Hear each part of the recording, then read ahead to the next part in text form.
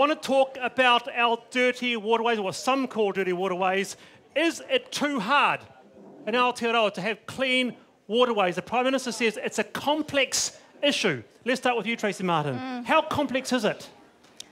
Well, it's many-faceted. I think that's the point. And the problem I have with the conversation is that most of the people just talk about dairy, and they just talk about the farming community and the city dwellers. We all pat ourselves on the back that if we do a bit of recycling, we're fine. All the impervious surfaces that happen inside our cities go into our stormwater and go out to sea and into our waterways. So our city folk have got to actually pick up some of this slack too. Like what? Like all the rubber that comes off your tyre, all the oil that gets dropped, the petrol that gets dropped onto the road, that washes off into the stormwater, and it's not filtered before it ends up back out in the ocean. James Shaw, you guys are big on this, the clean water thing.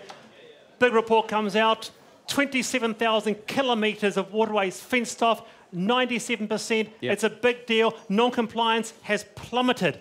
Great news. Yeah. It's great news, huh? So it's a really good program, right? Yeah, you accept that? Yeah, look, so we've been arguing for years that we need to put riparian planting and fencing along our waterways, so we're really pleased that that's part of the program. The state of our rivers is dire in this country. Look, something like 61% of our rivers you cannot get into without the risk of catching a horrible disease. You asked if it's a complex issue. It's actually pretty simple. We just need to stop putting pollution into the water. Is it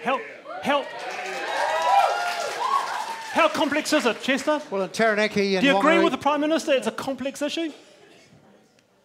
Not really. I tend to think it is simple. You stop shitting in the creek. Stop all those city dwellers just recognising that the most polluted rivers and streams are in our cities, not in the rural area. I'm from South Taranaki.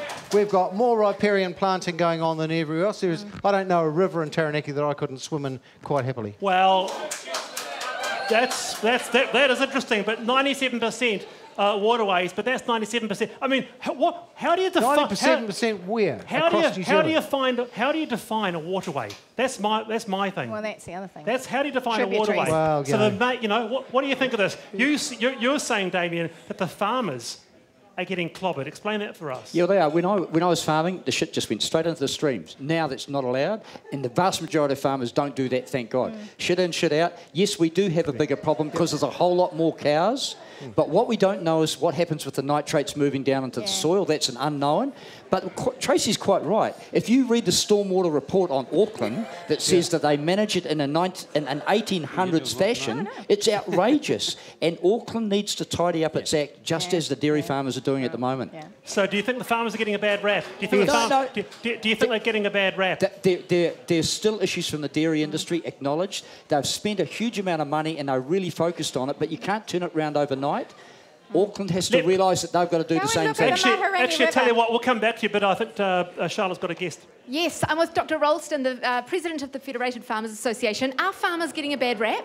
I think farmers are actually getting a bad rap. Look, every New Zealander is to blame for the issues around water. And farmers have been doing an incredible amount of work over the last decade to get these things fixed. I mean, we've built Donald Trump's wall 9 times over.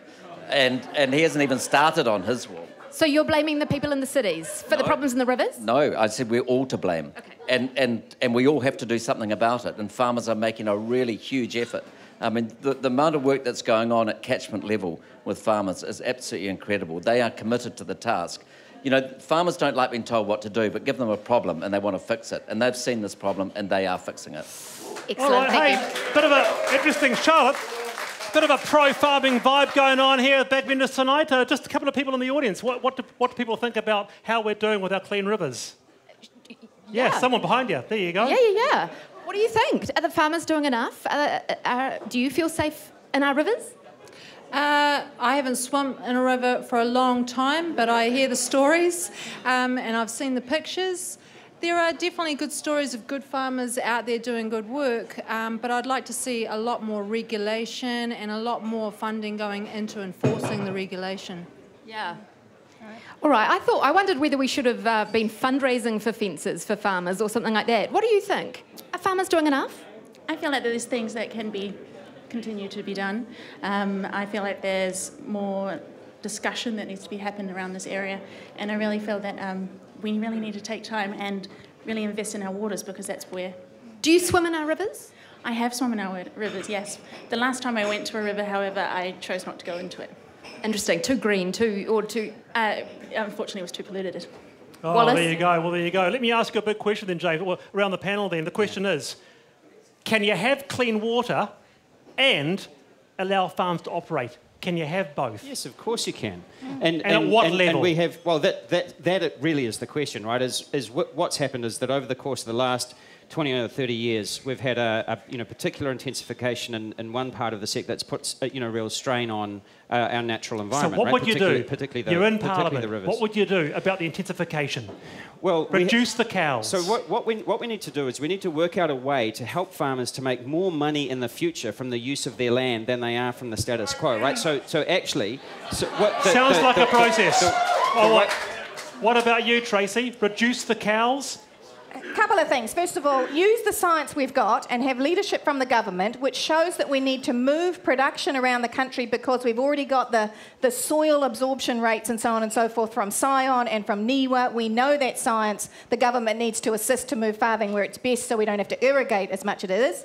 We need to reduce our cow population, but at the same time lift our carbon, our anti-carbon, forestry, increase our forestry so that our farmers can actually replace their income. If the farmers are doing so damn much, how come it's so bad? Because the urban dwellers aren't doing jack stuff. I think actually the studies actually say that it's been fairly stable over the last 5 years, but it's still at a level that we have to reduce. We have to get better quality water. I would swim in hundreds of rivers around this country. It's a bit overblown, and many of the monitoring sites are around the urban areas. There are many great rivers out there that people enjoy, but we have to, in the areas where there's impact from farming, we have to improve. I want your thoughts on this. A local river. What's the condition? I mean, my local river was the Maitai Nelson, was fantastic in the 80s, not so fantastic now. Yeah. That's just one example. Be very interested to hear what you think of this. Single dairy farm on it. Yeah, well, that's true. That's true. It's an urban river. It's an urban river. Good point, Chester. And you could swim on the vast length of that you could swim in. It might be the last bit before it tips into Nelson Harbour. All right, fair point. We should recognise that farmers are the best and most productive conservatives we've got in this country. All right, that's they enough. Plant more trees. That's enough. All right, stay with us at Backbenchers TV. Next up, if your life falls apart, should the government step in to pick up the pieces?